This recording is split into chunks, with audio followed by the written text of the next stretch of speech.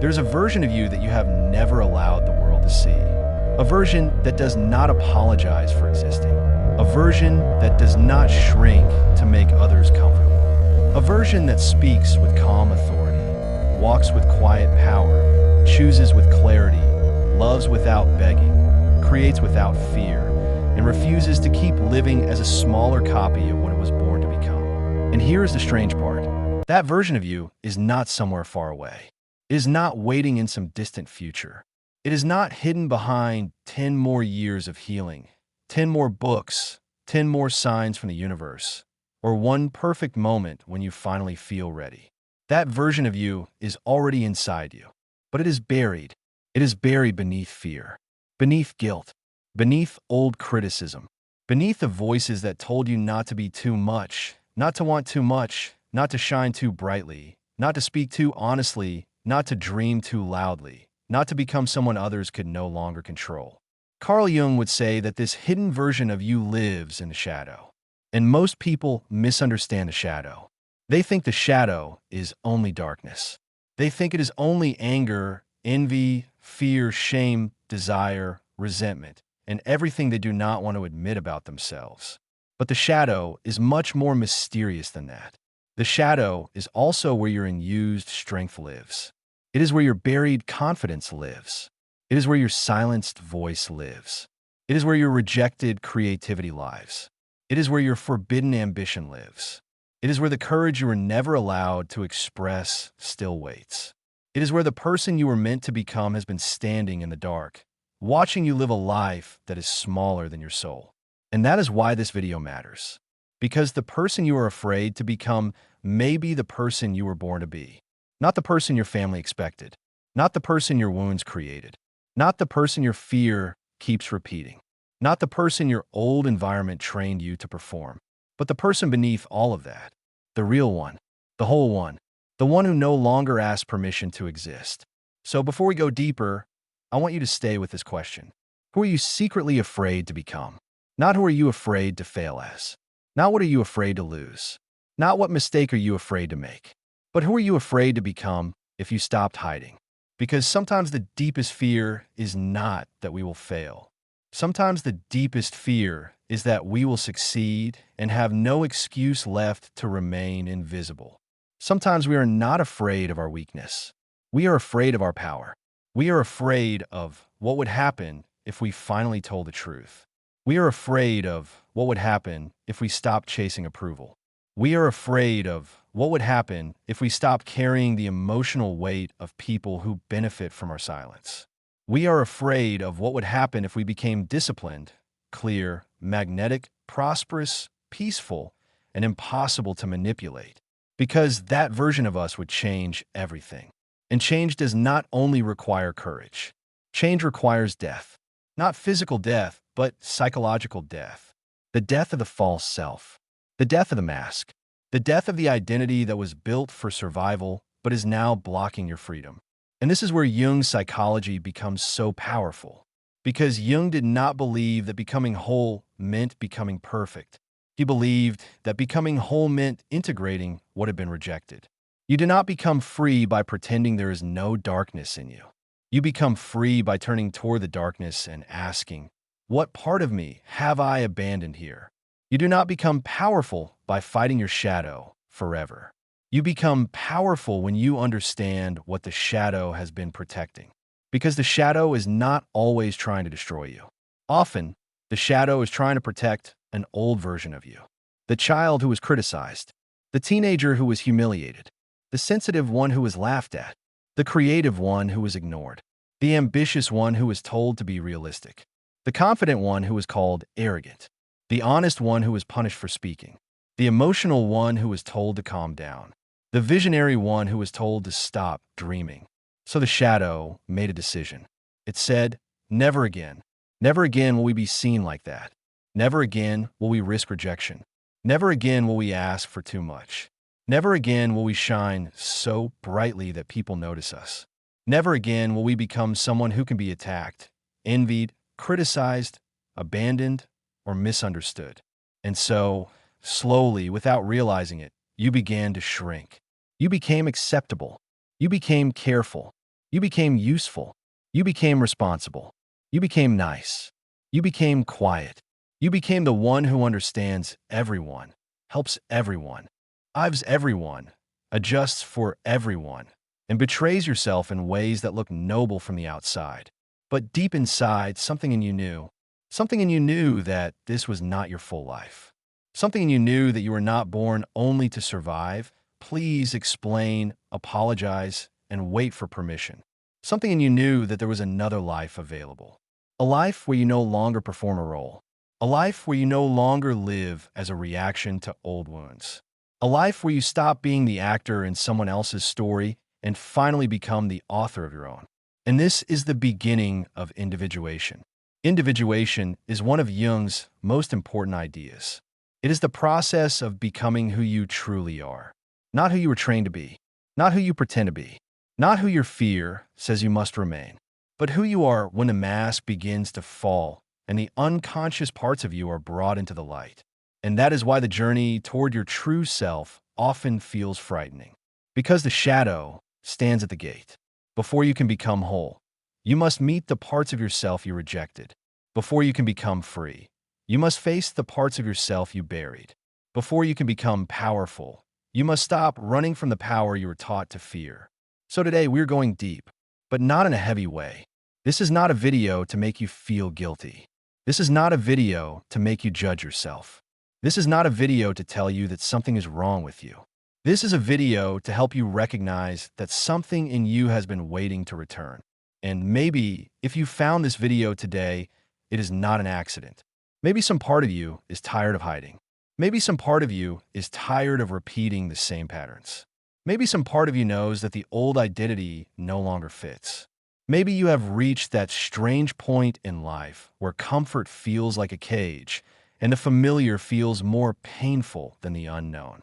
If that is where you are, stay until the end, because by the end of this video, you may understand why you have been sabotaging yourself at the very moment you are about to rise. You may understand why certain opportunities make you anxious. You may understand why you keep attracting the same patterns, the same relationships, the same disappointments, and the same emotional lessons in different forms.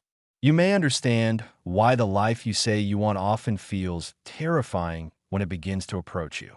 And most importantly, you may understand how to stop fighting your shadow and begin walking with it. Because the shadow is not the end of your story. It is the doorway to your power, the doorway to your voice, the doorway to your purpose, the doorway to the version of you that you have been afraid to become. But before we enter that doorway, let me ask you one more time. Who would you be if you were no longer afraid of being seen? Who would you be if you stopped apologizing for your intensity? Who would you be if you no longer needed everyone to understand your path? Who would you be if you accepted that some people will only love the version of you they can benefit from? Who would you be if you stopped negotiating with the part of you that knows the truth?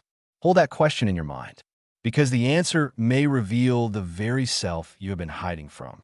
And if this kind of deep inner work speaks to you, consider subscribing to the Kingdom Within. This channel is for those who are ready to face the shadow, understand the unconscious mind, and walk the path of real transformation. Not surface motivation, not temporary inspiration, but the kind of inner awakening that changes the way you see yourself, your life, and the hidden forces shaping your reality. Now, let us begin with the first truth. The shadow is not your enemy. The shadow is everything you are not allowed to be. When Jung spoke about the shadow, he was not speaking about some evil force living inside the human being. He was speaking about the rejected side of the personality. The parts of you that were pushed into the unconscious because, at some point in your life, they were considered unsafe, unacceptable, shameful, inconvenient, or too much. And this begins very early. As children, we learn quickly. We learn which behaviors bring approval. We learn which emotions make people uncomfortable. We learn what gets us praised. We learn what gets us punished. We learn what makes love feel available. And we learn what makes love feel threatened. So we adapt. If being quiet keeps the peace, we become quiet. If being responsible earns approval, we become responsible. If being funny makes people like us, we become funny. If being strong prevents people from seeing our pain, we become strong. If being useful makes us feel needed, we become useful. If being agreeable protects us from rejection, we become agreeable. And slowly, a personality is formed. A mask. Jung called this the persona. The persona is the face we show the world. It is not always false. Sometimes it is necessary. We all need a way to move through society, to work, to communicate, to belong. But the problem begins when we forget that the mask is a mask. The problem begins when we believe the role is the self. The problem begins when the persona becomes a prison.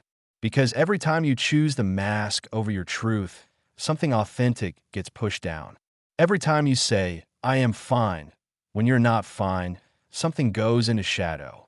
Every time you smile when you want to speak, something goes into shadow.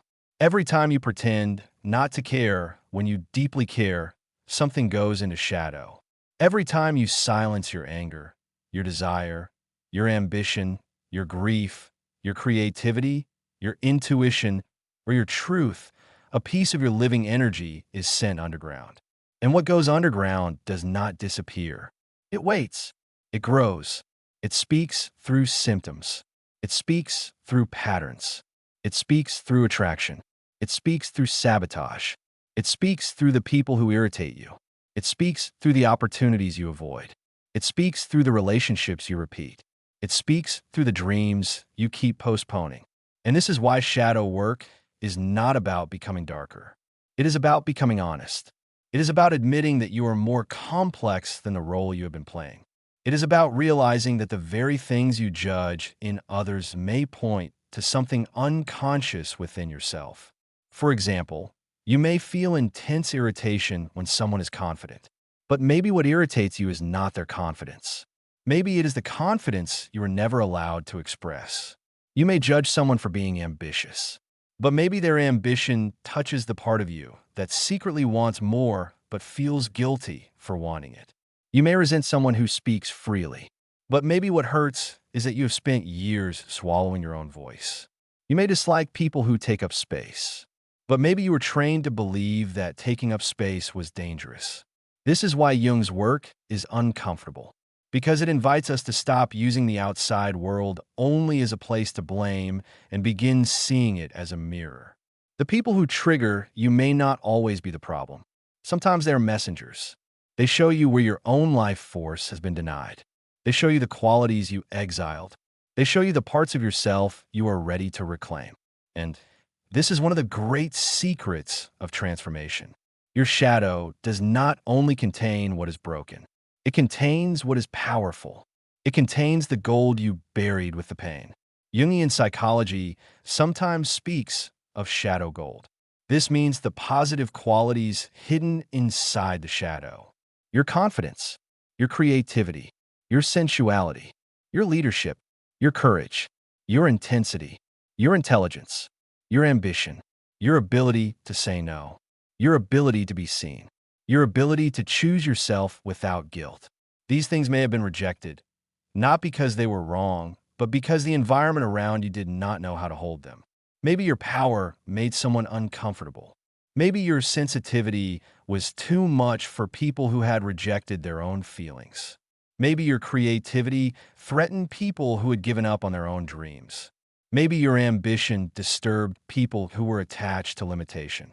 Maybe your honesty exposed what others wanted to hide. So you learned to hide it first. But now the question becomes, how long will you keep betraying the truth of who you are just because someone in your past could not receive it?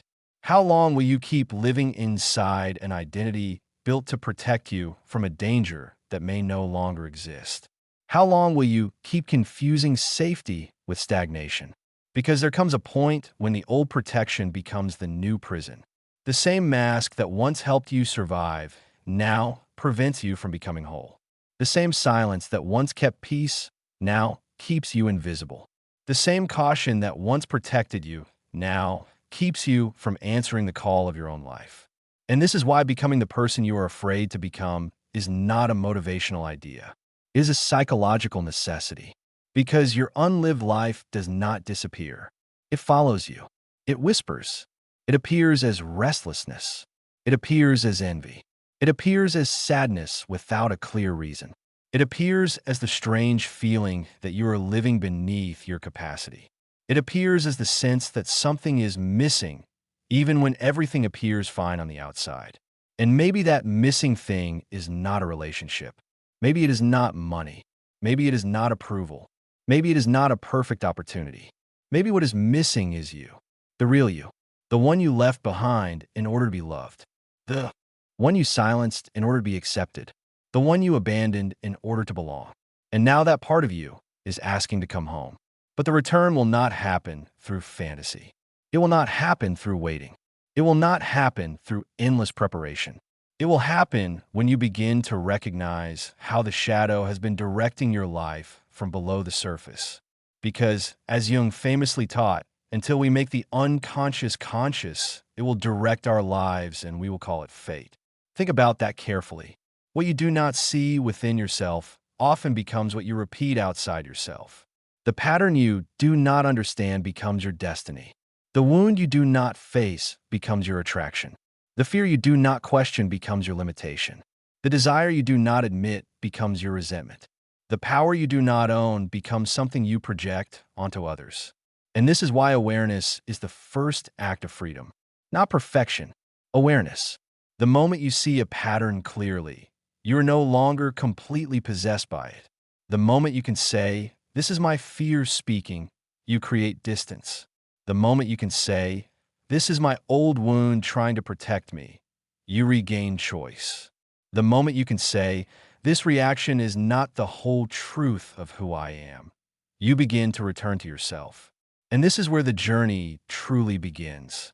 Now let us look at how the shadow sabotages you exactly when you are about to rise. Because most people think self-sabotage looks dramatic. They imagine it as some obvious act of destruction. They imagine someone ruining their life in a visible way, making a terrible decision, destroying a relationship, walking away from an opportunity, or choosing the wrong path with full awareness. But most self-sabotage is much quieter than that. It does not always arrive as chaos. Sometimes it arrives as logic. Sometimes it arrives as, "I just need more time." Sometimes it arrives as, "I am not ready yet." Sometimes it arrives as, "This is not the right moment." Sometimes it arrives as, "I need to heal more before I begin." Sometimes it arrives as, "I will start when I feel inspired." Sometimes it arrives as, "I do not want to be seen." Sometimes it arrives as, "I am just being responsible." And that is what makes the shadow so difficult to recognize. It does not always sound like fear. It often sounds like wisdom. It often sounds like caution. It often sounds like maturity. It often sounds like common sense.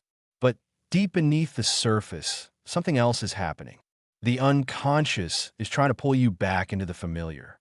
Even if the familiar hurts you. Even if the familiar limits you. Even if the familiar has already cost you years of your life.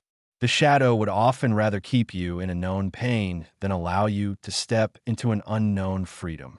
Because the unknown feels dangerous to the wounded parts of the psyche. The unknown asks something from you. It asks you to trust yourself. It asks you to act before you are completely certain. It asks you to leave behind the identity that once protected you.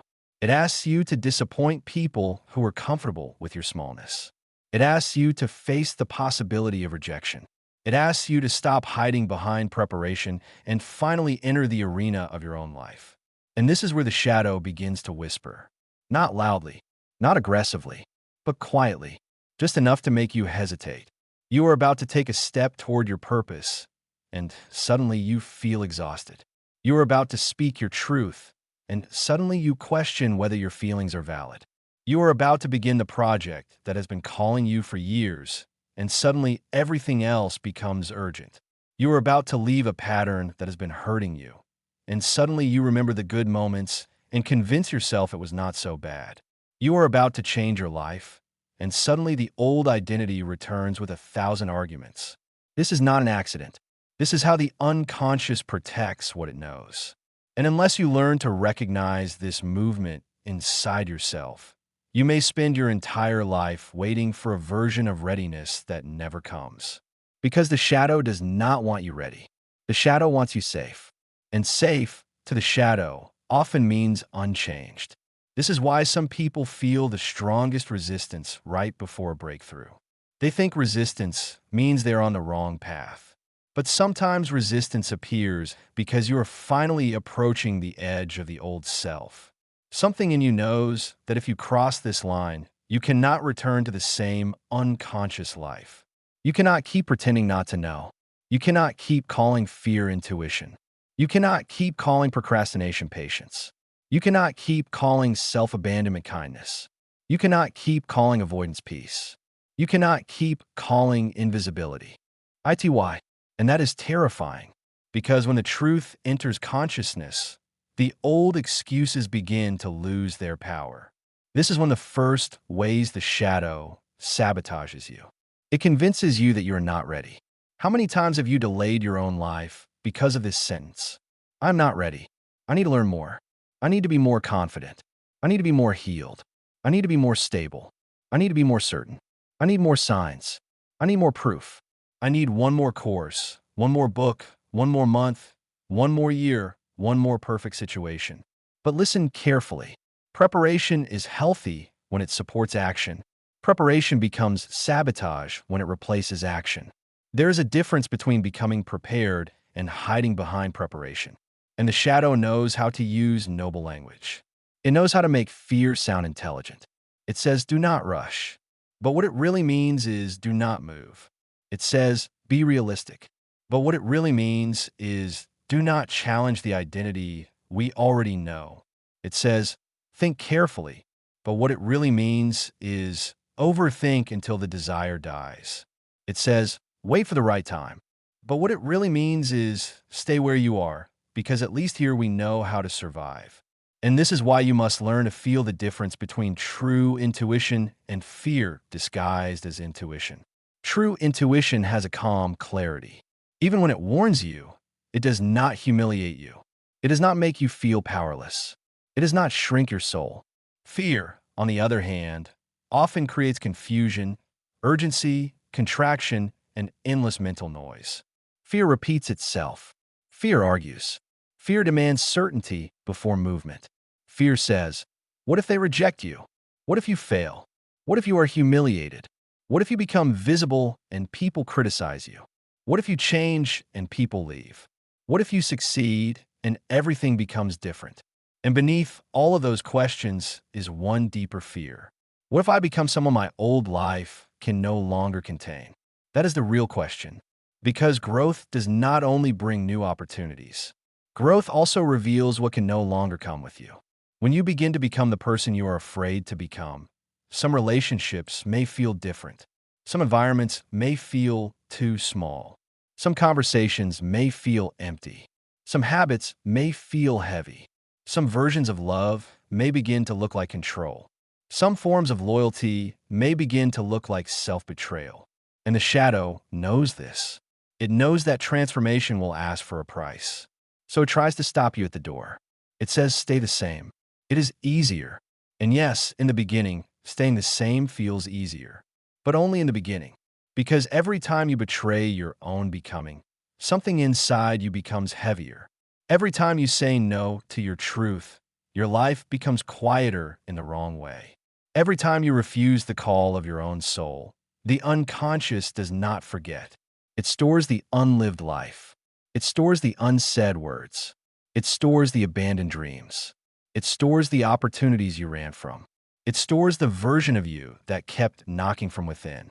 And eventually, that pressure turns into restlessness.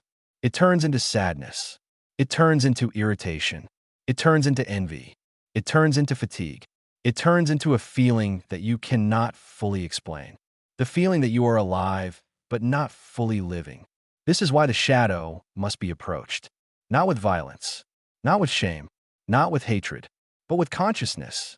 Because what you refuse to face within yourself will keep appearing outside of you as fate, as repetition, as attraction, as crisis, as drama, as the same lesson wearing different clothes. The second way the shadow sabotages you is through repetition. You may have noticed this. Different person, same emotional pattern. Different job, same feeling of being unseen. Different relationship, same abandonment wound. Different city, same loneliness. Different opportunity, same fear. Different year, same promise to change. And after a while, you may begin to ask, why does this always happen to me? But Jung would invite a deeper question. What unconscious pattern is seeking expression through my life? This does not mean blaming yourself. It does not mean everything that happens to you is your fault. That would be simplistic and cruel. But it does mean that some patterns continue because something inside us has not yet become conscious. The unconscious repeats what it cannot resolve. It stages the same emotional lesson again and again until awareness enters. This is why someone who fears abandonment may unconsciously choose unavailable people. Not because they want pain, but because the psyche is trying to bring the wound into consciousness. This is why someone who is never allowed to have boundaries may keep attracting people who cross boundaries, not because they deserve it, but because the soul is asking them to learn the power of no. This is why someone who feels unworthy may keep sabotaging money, visibility, love, or success, not because they are cursed, but because the unconscious identity still does not believe it is safe to receive more. This is why someone who grew up being praised only for being useful may struggle to rest without guilt. Their shadow may hold the forbidden desire to be loved without performing. This is why someone who was punished for being expressive may feel blocked every time they try to create. Their shadow may hold the voice they had to silence. This is why someone who was told to be humble may feel shame every time they begin to shine. Their shadow may hold the confidence they were taught to reject. And until these inner conflicts are seen, life becomes a theater where the same unconscious script keeps being performed. The names change, the places change, the circumstances change, but the pattern remains. And that is what many people call bad luck. But often, it is the unconscious asking to be understood. This is where the mirror principle becomes important. Your outer life often reflects your inner relationship with yourself. If you abandon yourself, you may keep choosing people who abandon you. If you do not respect your own boundaries, you may keep attracting situations that violate them.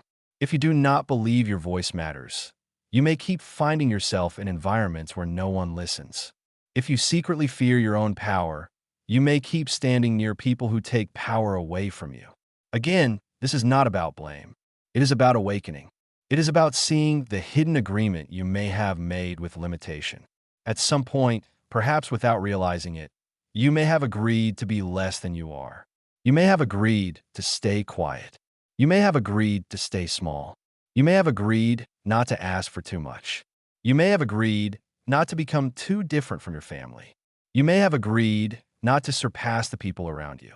You may have agreed not to be too happy, too successful, too peaceful, too beautiful, too visible, too free. And that agreement may never have been spoken. It may have been made silently through fear. But now consciousness is asking you to renegotiate that agreement. Because you cannot become whole while remaining loyal to a version of yourself created by fear. The third way the shadow sabotages you is by making visibility feel dangerous. This one is very important. Many people do not realize that they are not afraid of failure. They are afraid of being seen trying. They are afraid of being seen wanting. They are afraid of being seen changing. They are afraid of being seen as someone who no longer fits the old image others have of them. And visibility is not only about being famous, successful, or publicly recognized. Visibility can be much simpler. It can be speaking honestly in a conversation. It can be saying no without over-explaining. It can be sharing your work. It can be asking for what you need. It can be expressing your opinion. It can be allowing yourself to be loved without performing. It can be dressing the way you truly want. It can be admitting what you desire. It can be choosing a path that others do not understand. It can be no longer pretending to be confused when you actually know the truth. For the shadow, all of this can feel dangerous because the shadow remembers. It remembers when visibility created pain. It remembers when being expressive got you criticized. It remembers when needing something made you feel ashamed. It remembers when being different made you feel rejected. It remembers when your confidence was misunderstood. It remembers when your vulnerability was used against you. It remembers when you were too young to defend the truth of who you were. So now, whenever you begin to become visible again, the shadow becomes alarmed. It says hide. It says do not post that. It says do not say that. It says do not ask for that. It says do not show them what you can do. It says do not become someone they might judge. And many people obey this voice for decades. They keep their gifts private. They keep their ideas hidden. They keep their deepest desires vague. They pretend they do not care. They act as though they are waiting for the right moment, when in truth they are waiting for a world where no one can reject them. But that world does not exist. If you wait until no one can misunderstand you, you will never speak. If you wait until no one can criticize you, you will never create. If you wait until no one can leave, you will never love with freedom. If you wait until no one can judge your transformation, you will never become yourself. The price of authenticity is that some people will not understand. The price of individuation is that some people will miss the version of you that was easier for them to recognize. The price of becoming whole is that the mask can no longer be your home. And this is why you must ask yourself, where am I hiding under the name of humility? Where am I avoiding visibility and calling it peace? Where am I refusing to act because I am afraid of being judged? Where am I protecting an old identity that is no longer protecting me? These questions are not comfortable, but they are freeing. Because once you see the hiding place loses its power. The fourth way the shadow sabotages you is through false comfort. False comfort is one of the most seductive forms of self-sabotage. It gives you relief in the moment and regret later. It is the comfort of scrolling instead of creating, the comfort of sleeping on your potential, the comfort of choosing distraction over discipline, the comfort of returning to people who keep you emotionally confused, the comfort of postponing the hard conversation, the comfort of telling yourself that tomorrow will be different while repeating the same behavior today. False comfort is dangerous because it feels like kindness. It tells you deserve a break. And maybe you do, but there is a difference between real rest and avoidance.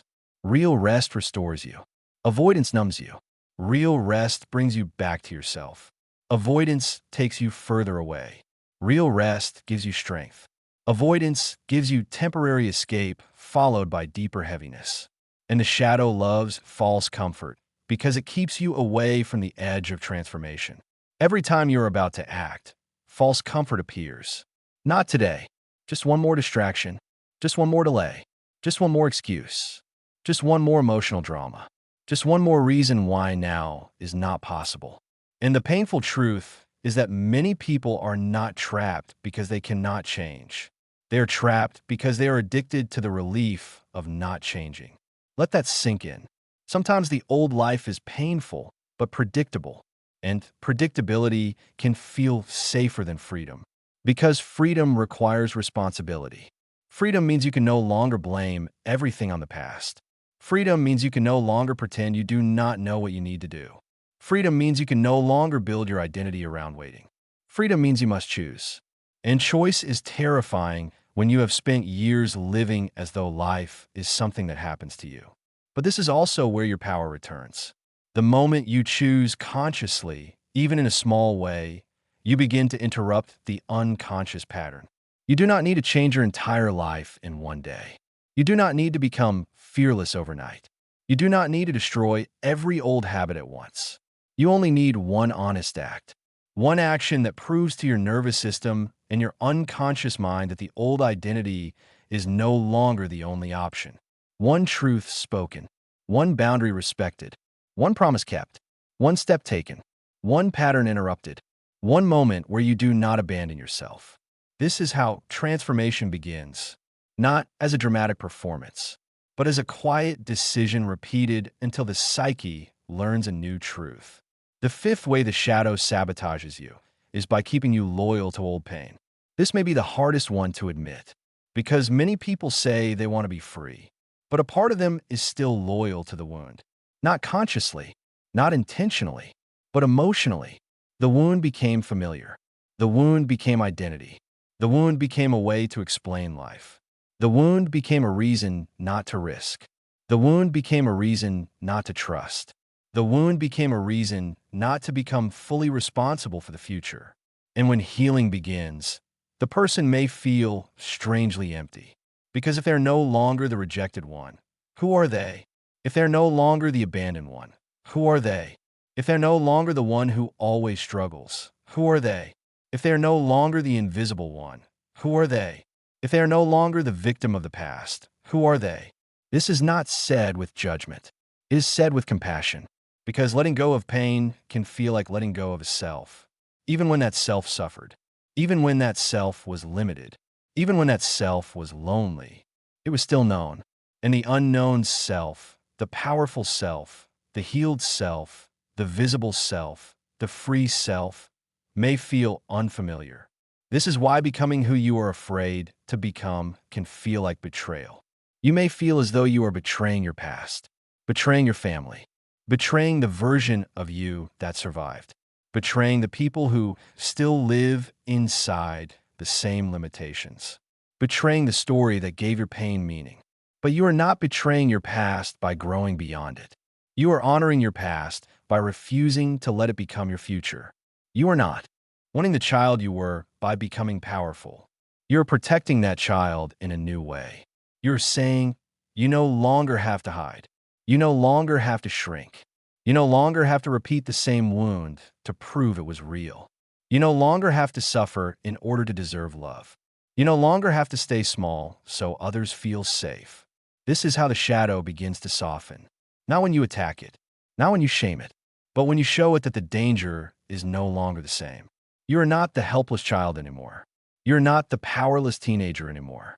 You're not the person who had no language, no boundaries, no resources, no clarity. You are here now. You can choose now. You can protect yourself now. You can speak now. You can leave now. You can create now. You can become now. And the shadow needs to learn that. Because the shadow is often living in the past while your conscious life is trying to move into the future. This creates inner conflict. One part of you wants growth. Another part wants safety. One part wants love. Another part fears vulnerability. One part wants success. Another part fears visibility. One part wants freedom. Another part fears responsibility. One part wants transformation. Another part fears losing the familiar identity. And until these parts are brought into relationship with each other, you will feel divided. You will say you want one thing and do another. You will make promises and break them. You will see the door and not walk through it. You will receive the opportunity and feel panic. You will ask for signs and ignore them when they come. You will pray for change and resist the actions that change requires. This is not because you are weak. It is because you are divided. And the path of Jungian transformation is the path of becoming less divided, not by destroying parts of yourself, but by integrating them. To integrate means to bring back into wholeness. It means to stop exiling the parts of you that carry fear, anger, desire, grief, ambition, sensitivity, and power. It means to listen to them, understand them, and give them a mature place within your life. Your anger, when integrated, becomes boundaries. Your fear, when integrated, becomes discernment. Your grief, when integrated, becomes depth. Your sensitivity, when integrated, becomes intuition. Your ambition, when integrated, becomes purpose. Your desire, when integrated, becomes creative fire. Your power, when integrated, becomes service aligned with truth. This is why the shadow is not only a place of pain. It is a place of transformation.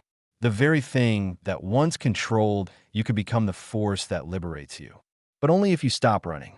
Only if you turn around. Only if you ask, what is this part of me trying to show me? And maybe, right now, as you listen, something is already becoming clear. Maybe you can see one pattern. Maybe you can name one fear. Maybe you can recognize one opportunity you have been avoiding. Maybe you can feel the old voice that says, do not become too much. And maybe, for the first time, you do not have to obey it. Maybe you can simply observe it and say, I know you were trying to protect me, but I am no longer willing to abandon myself in order to feel safe. This is a powerful sentence. You may want to repeat it slowly. I'm no longer willing to abandon myself in order to feel safe, because that is what so much unconscious living is. Self-abandonment disguised as safety, silence disguised as peace, shrinking disguised as humility, delay disguised as preparation, fear disguised as intuition, survival disguised as identity. But once you see it, you begin to wake up. An awakening is not always gentle. Sometimes awakening feels like grief, because you begin to realize how much of yourself you left behind. You realize how many years you spent trying to be acceptable. You realize how many dreams you postponed because someone once made you feel foolish for wanting them. You realize how many times you apologized for qualities that were actually gifts. You realize how many times you made yourself smaller so others would not feel threatened. You realize how long you have been waiting for permission from people who never had the authority to give it. But do not use this realization to punish yourself. Use it to return. Use it to gather the scattered pieces. Use it to call your energy back. Use it to say, I understand now. I understand why I hid. I understand why I delayed. I understand why I repeated the pattern. I understand why I feared being seen. But now I choose differently. And that choice does not have to be loud. It does not have to be announced. It does not have to be understood by everyone. In fact, some of the deepest transformations happen in silence. No performance, no explanation, no need to convince anyone, just a quiet inner. Scion, I will no longer live against myself. This is where the energy begins to change. Because when a person stops fighting their own truth, something becomes magnetic about them. Not because they're trying to attract attention, not because they are performing confidence, not because they are chasing validation, but because their energy is no longer leaking through self-betrayal. There's a kind of presence that appears when someone becomes internally aligned. You feel it. They do not need to speak loudly. They do not need to prove constantly. They do not need to explain who they are to people committed to misunderstanding them.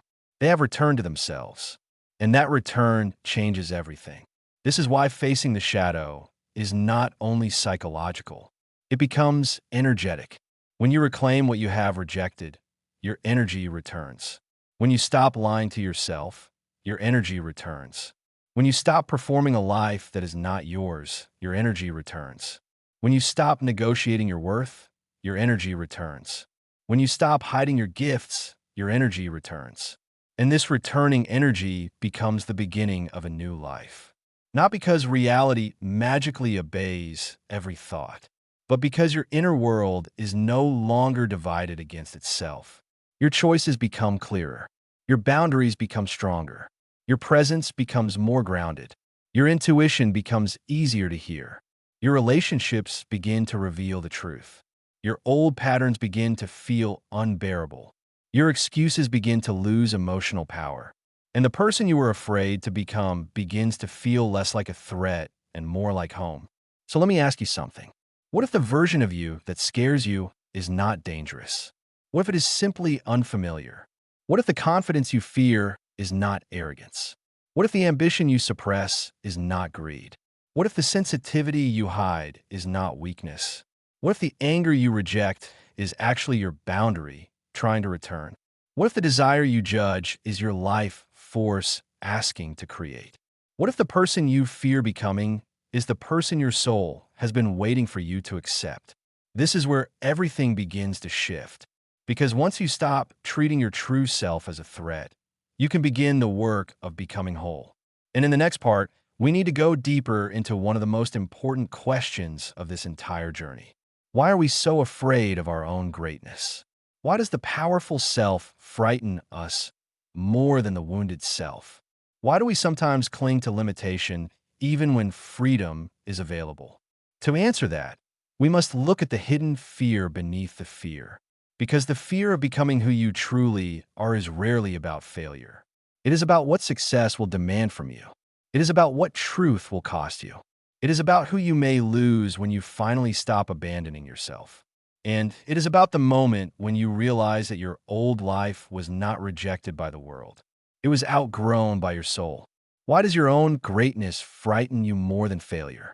This question may sound strange at first, because most people believe they are afraid of failing. They say, I am afraid it will not work. I am afraid I will be rejected. I am afraid I will lose everything. I'm afraid people will judge me. But beneath all of those fears, there's often something deeper. What if it does work? What if you do become the person you have imagined in silence? What if the door opens? What if the opportunity arrives? What if people begin to see you differently? What if your voice matters? What if your work succeeds? What if your presence becomes powerful? What if your life expands so much that the old version of you can no longer explain it? That is where the true fear begins. Because failure, in a strange way, can be familiar.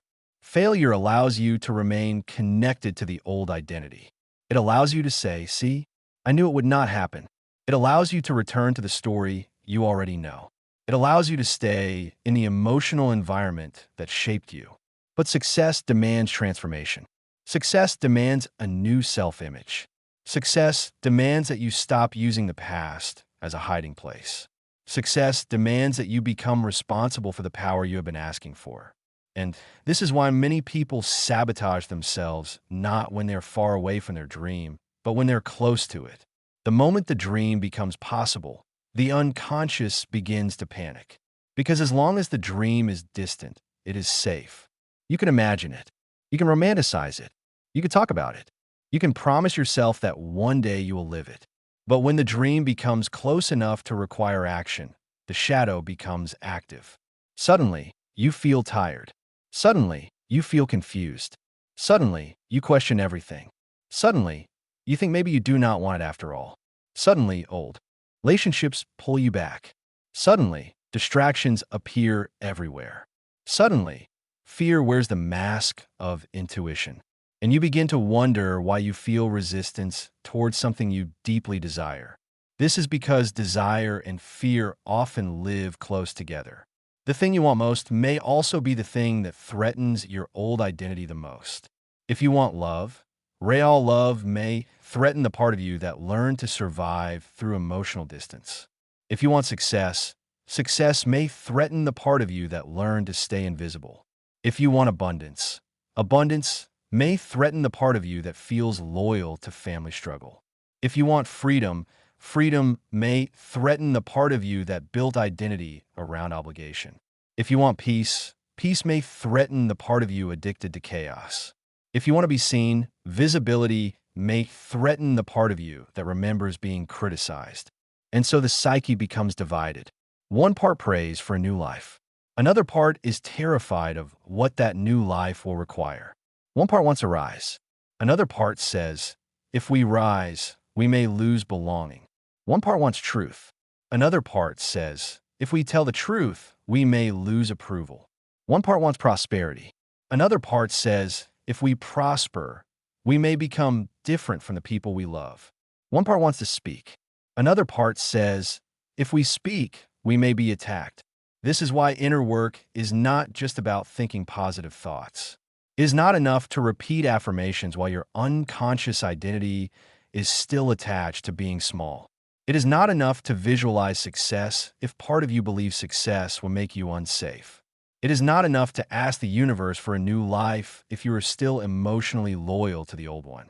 The unconscious must be brought into the process. The shadow must be included, because otherwise you will keep pressing the gas and the brake at the same time. Consciously, you say, I want to change. Unconsciously, you say, but change is dangerous. Consciously, you say, I want to be free. Unconsciously, you say, but freedom means I may be alone. Consciously, you say, I want to be visible. Unconsciously, you say, but visibility once brought shame. Consciously, you say, I want to become powerful. Unconsciously, you say, but powerful people are rejected, envied, punished, or abandoned. So the work is not to force yourself into a new identity. The work is to understand the inner resistance with honesty. Ask yourself, what do I believe would happen if I truly became confident? What do I fear would change if I became successful? Who might be uncomfortable if I stopped shrinking? Who would I disappoint if I became honest? What old story would I have to release if my life finally improved? These questions reveal the hidden contracts of the psyche. A hidden contract is an unconscious agreement you made for emotional survival. Maybe you made an agreement to never outshine someone. Maybe you made an agreement to never need too much. Maybe you made an agreement to never trust your own desires. Maybe you made an agreement to always be the strong one. Maybe you made an agreement to stay loyal to suffering because suffering made you feel connected to your family. Maybe you made an agreement to be the helper, but never the one who receives. Maybe you made an agreement to remain ordinary because being extraordinary felt dangerous. And until that agreement is seen, it quietly governs your life. This is why Jung's path is not about becoming someone else. It is about recovering the self you abandoned in order to survive. And this recovery requires a kind of sacred honesty. Not dramatic honesty, not cruel honesty, not honesty used to attack yourself, but the honesty that says, I've been afraid of my own power. I've been hiding behind readiness. I've been calling fear wisdom. I've been protecting an old wound by refusing a new life. I've been more loyal to my past than to my possibility. That kind of honesty can hurt, but also heals. Because the moment you name the truth, the unconscious no longer has to speak through sabotage. The truth can now become conscious. And what becomes conscious can be transformed. This is the turning point. You begin to realize that the powerful version of you is not a threat. It is an adult version of the wounded self. It is the part of you that can now protect what was once unprotected.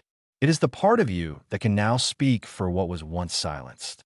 It is the part of you that can now choose what was once impossible. The powerful self is not here to erase your sensitivity.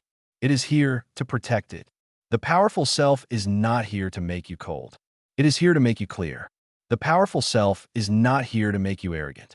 It is here to make you honest. The powerful self is not here to separate you from love. It is here to separate you from dependence, manipulation, and fear.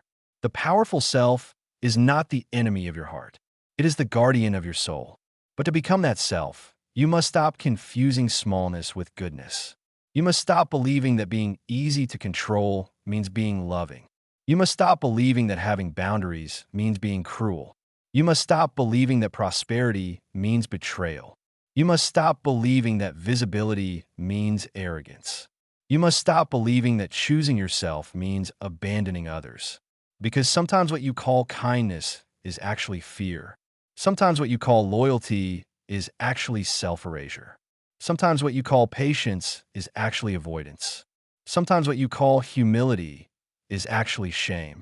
And sometimes what you call peace is actually silence forced upon your truth. This is why becoming whole can feel disruptive at first. It disrupts the false peace. It disrupts the roles. It disrupts the emotional contracts. It disrupts the unconscious agreements that kept everyone comfortable except you. And this is why some people may resist your transformation.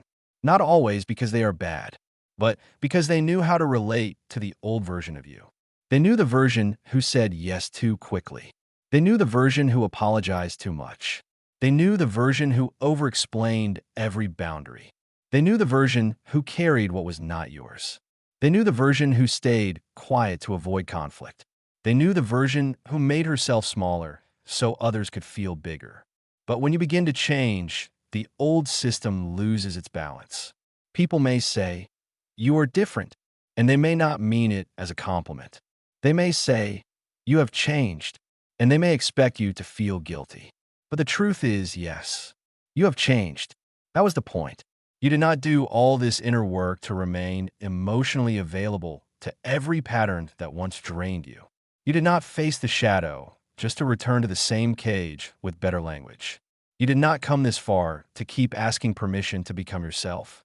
At some point, you must allow your life to become unfamiliar. At some point, you must stop trying to make transformation comfortable for everyone. At some point, you must accept that the person you are becoming may not fit into the relationships, habits, environments, and identities that were built around your wounded self. And this does not mean you become harsh. It does not mean you become selfish. It does not mean you stop loving. It means your love becomes cleaner. Your yes becomes honest. Your no becomes sacred. Your silence becomes chosen, not imposed. Your presence becomes grounded. Your life becomes less controlled by fear and more guided by truth. This is the kind of transformation that cannot be faked. And people feel it. They may not understand it, but they feel it. Because when a person stops abandoning themselves, their energy changes. Their eyes change. Their voice changes. Their decisions change. Their tolerance for old patterns changes. Their relationship with time changes. Their relationship with desire changes. Their relationship with their own future changes. They begin to move differently because they are no longer asking the world to approve their existence. And this is why becoming the person you are afraid to become is not about ego. It is about integration. It is about the return of life force. It is about gathering all the rejected parts of yourself and saying, "You belong to me. My courage belongs to me. My voice belongs to me. My desire belongs to me. My ambition belongs to me. My sensitivity belongs to me. My boundaries belong to me. My creativity belongs to me. My future belongs to me." This is how the fragmented self begins to become whole. And wholeness is more powerful than perfection. Perfection is a performance. Wholeness is a truth. Perfection asks, "How do I look?" Wholeness asks, "Am I aligned?" Perfection seeks approval. Wholeness seeks integration. Perfection fears exposure. Wholeness can stand in the light because it has already made peace with the dark. This is the journey Jung was pointing toward. Not a life without shadow. A life where the shadow is no longer driving from the unconscious. Not a life without fear. A life where fear is no longer the authority. Not a life without wounds. A life where wounds are no longer the identity. And when this begins to happen, you stop chasing the person you think you should become and begin remembering the person you already are beneath the conditioning. This is why the next step is so important. You must learn how to meet the shadow without letting it control you. Because awareness alone is not enough. Many people understand their patterns, but still repeat them. They know why they are afraid, but still obey the fear. They know where the wound came from, but still let. They are afraid, but still obey the fear. They know where the wound came from, but still let it choose their future. They know the relationship is toxic, but still return. They know the dream matters, but still postpone it. They know the truth, but still hide. So the question becomes, how do you actually begin to integrate the shadow? How do you stop being ruled by the hidden parts of yourself? How do you turn the very force that once sabotaged you into the force that supports your becoming? This is where the real practice begins. And if you're still here listening to this, take it as a sign that something in you is ready. Not ready because there is no fear. Ready because you are finally willing to stop letting fear be the one who decides. So let us move into the practical path. The first step is honest observation, not judgment. Observation. There's a difference. Judgment says, "What is wrong with me?" Observation says, "What is happening inside me?" Judgment creates shame. Observation creates consciousness. Judgment makes you want to hide. Observation invites you to see. And the shadow cannot be transformed while you are busy attacking yourself. So begin with a simple question. Where do I keep betraying myself? Not in a cruel way. Not to punish yourself, but to see clearly. Where do I say yes when my whole body says no? Where do I hide what I really think? Where do I delay what matters most? Where do I choose people who repeat my old wounds? Where do I silence my needs and call it maturity? Where do I avoid being seen? Where do I confuse peace with emotional numbness? Where do I feel envy, irritation, or resentment? And what might that emotion be revealing about a desire I have rejected? This is how the light enters. Not through force, through attention. Your attention is the first light you bring into the unconscious. And when you begin observing honestly, you may notice patterns you never saw before. You may notice that you become tired every time you are about to do something important. You may notice that you attract people who need you, but cannot meet you. You may notice that you become uncomfortable when someone compliments you. You may notice that you minimize your achievements. You may notice that you feel guilt when you rest. You may notice that you're more afraid of being visible than of failing. You may notice that you keep waiting for someone else to choose you before you choose yourself. Do not rush to fix all of this. At first, simply see it, because seeing breaks the spell. The second step is emotional permission. You must give yourself permission to feel what you were trained to reject. This does not mean acting on every emotion. It means allowing the emotion to exist without turning it into shame. You can feel anger without becoming destructive. You can feel envy without becoming bitter. You can feel sadness without becoming weak. You can feel desire without becoming selfish. You can feel fear without obeying it. You can feel ambition without losing your soul. You can feel vulnerability without losing your dignity. The emotion is not the enemy. The emotion is a messenger. Ask it, what are you trying to show me? What need was ignored? What boundary was crossed? What truth was silenced? What part of me wants to return? This question changes everything. Because instead of being possessed by the emotion, you begin to relate to it. You begin to listen. You begin to understand. And once an emotion is understood, it no longer needs to scream as loudly. The third step is dialogue with the shadow. This may sound strange, but it is deeply powerful. You can write to the part of yourself that is afraid. You can ask, what are you protecting me from? When did you first learn that this was dangerous? What do you think will happen if I become visible? What do you think will happen if I succeed? What do you think will happen if I say no? What do you think will happen if I stop being the person everyone expects? Then let the answer come, not from the polished mind, not from the part of you trying to sound wise, but from the raw place. Maybe it says, I'm afraid they will leave. I'm afraid we will be judged.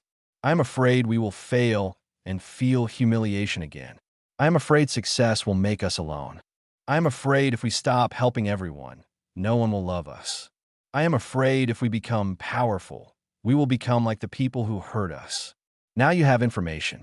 Now you are no longer fighting an invisible enemy. Now you can respond from the adult self. You can say, I understand why you are afraid. I understand why you learned to protect me this way. But I'm not that helpless anymore. I can handle judgment. I can handle disappointment. I can handle being misunderstood. I can protect us now. We do not need to hide forever. This is integration, not domination, not oppression. Integration. You do not destroy the fearful part. You update it. You bring it into the present. You let it know that the danger it remembers is not the whole truth of your life now. The fourth step is conscious choice. This is where many people stop. They observe, they feel, they understand, but then they keep acting the same way. And this is why their life does not change. At some point, the new consciousness must become a new action. Not a perfect action, not a massive action, a truthful action. If your shadow says, stay silent, maybe the action is to speak one honest sentence. If your shadow says, hide your work, maybe the action is to share one piece of it. If your shadow says, say yes so they do not leave, maybe the action is to say, I cannot do that. If your shadow says, wait until you are ready, maybe the action is to begin before you feel ready. If your shadow says, you do not deserve more, maybe the action is to receive without apologizing. Every conscious action sends a message to the unconscious. We are safe enough to change. We are safe enough to be seen. We are safe enough to choose differently. We are safe enough to grow. This is how you re-educate the psyche, not only through thought, through lived experience. The unconscious learns through repetition, emotion, and action. So your new identity must be practiced again and again until what once felt terrifying begins to feel natural. Until saying no feels less like danger and more like self-respect. Until being seen feels less like exposure and more like alignment. Until receiving feels less like guilt and more like openness. Until discipline feels less like punishment and more like devotion to your future. Until your own power feels less like a threat and more like home. The fifth step is to remove what keeps feeding the old identity. This is very important. You cannot become a new self while constantly feeding the old one. You cannot heal your worth while remaining surrounded by people who benefit from your insecurity. You cannot build discipline while worshiping distraction. You cannot become visible while consuming voices that shame you for being seen. You cannot become peaceful while staying addicted to chaos. You cannot become whole while constantly betraying your boundaries. At some point, integration requires elimination. Not everything can come with you. Some habits must be released. Some conversations must be reduced. Some environments must be left. Some patterns must be starved. Some identities must die. And this is not punishment. It is protection. It is devotion. It is you saying, I'm no longer available for what keeps me unconscious. This may be quiet. In fact, it should often be quiet. You do not need to announce every change. You do not need to explain your evolution to people committed to keeping you the same. You do not need to turn your transformation into a performance. There is a sacred power in changing silently. Silence protects the seed before it becomes strong enough to survive the weather. So if you are in a season of transformation, protect it. Protect your energy. Protect your focus. Protect your new identity while it is still forming. Not everyone needs access to the version of you that is being rebuilt. Not everyone deserves to hear the dream before you have given it roots. Not everyone can understand the path your soul is asking you to walk. And that is okay. The deeper the transformation, the less it needs to be explained. The sixth step is repetition. Because becoming who you are afraid to become is not one emotional moment. It is not one video. It is not one insight. It is not one journal entry. It is a practice. The old self was built through repetition. The new self must also be built through repetition.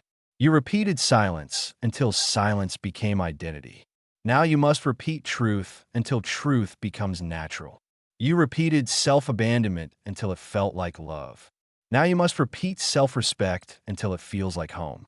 You repeated fear until fear felt like intuition. Now you must repeat courage until courage feels like your own voice. You repeated smallness until it felt safe. Now you must repeat expansion until your nervous system understands that growth will not destroy you. This is why patience matters. Not passive patience, active patience. The patience of showing up again. The patience of choosing again. The patience of correcting yourself without hating yourself. The patience of realizing that the shadow may return, but it no longer has to rule. There will be days when the old fear speaks loudly. There will be moments when you want to hide again. There will be situations that trigger the old wound. There will be people who test the new boundary. There will be opportunities that make your heart race. That does not mean you have failed. It means you are at the edge of migration. And every time you choose consciously at that edge, you become more whole. This is the path. Not becoming fearless. Becoming free enough to act with fear present. Not becoming perfect. Becoming honest enough to stop living a lie. Not becoming someone else. Becoming who you were before the world taught you to hide. And now we come to the final truth. The person you are afraid to become is not a stranger. It is you without the chains. It is you without the apology. It is you without the mask. It is you without the constant need to be chosen. It is you without the old agreement to stay small. It is you when the shadow has been brought into the light and the energy trapped inside it returns to your life. And when that happens, people may not recognize you.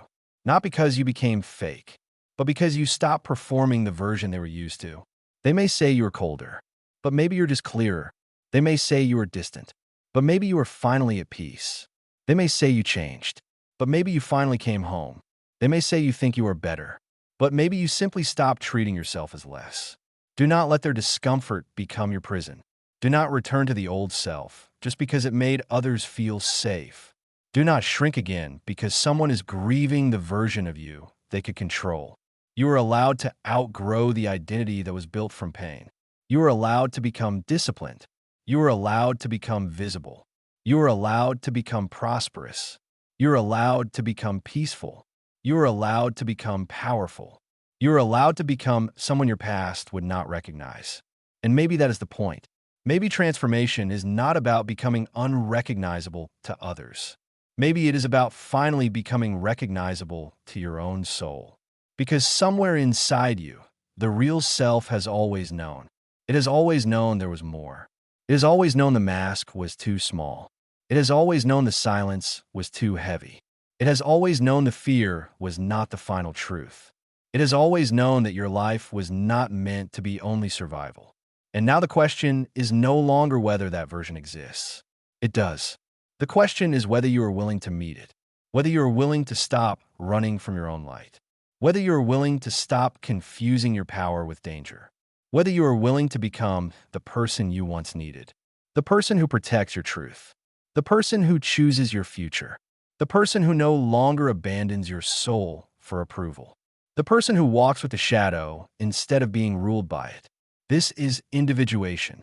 This is the path back to the self, not the ego self that wants to impress, not the wounded self that wants to be rescued, but the deeper self, the organizing center of your being, the part of you that knows the way even when the mind is afraid. And when you begin to live from that place, your reality changes.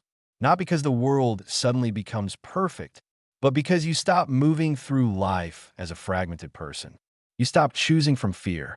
You stop accepting what dishonors you. You stop hiding the gifts that were meant to pass through you. You stop calling the cage familiar and begin calling it what it is. Too small. And once something becomes too small for your soul, you cannot stay there without suffering. So if this video found you at a moment of transition, listen carefully. You are not losing yourself. You may be losing the mask. You are not becoming difficult. You may be becoming honest. You are not becoming selfish. You may be becoming whole. You are not falling apart. You may be separating from a false structure that kept your real life buried. And yes, it may feel uncomfortable. Yes, it may feel uncertain. Yes, it may ask for courage. But there is something more painful than change. The pain of never becoming who you were born to be. The pain of reaching the end of life and realizing that fear made most of your decisions. The pain of knowing you had a voice and did not use it. The pain of knowing you had a gift and kept it hidden. The pain of knowing you waited for permission that was never coming. Do not wait for that moment. Begin now. Begin with one honest observation, one boundary, one action, one choice, one conversation, one moment of refusing to betray yourself. That is how the new self begins. Quietly, honestly, repeatedly. And one day, you will look back and realize that the person you were afraid to become was never your enemy. That person was your freedom. That person was your truth. That person was the life force you had buried in the shadow. That person was the answer to the prayer you kept sending outward. And perhaps, all along, the door was not outside of you. It was within. The kingdom was within. If this message spoke to something in you, take a moment to subscribe to the kingdom within. Here, we explore Carl Jung, the shadow, the unconscious mind, archetypes, spiritual awakening, and the path of becoming whole. And before you leave, I want to ask you one question. What part of yourself are you finally ready to stop hiding? Write in the comments if you feel called to. Not for performance, not for approval, but as a small act of honesty. Because sometimes naming the truth is the first step toward becoming free. Thank you for being here. Thank you for walking this deep inner path with me. And remember, you do not become whole by destroying the shadow. You become whole by bringing your lost self back into the light. Until the next video, take care of your inner world, because everything begins in the kingdom within.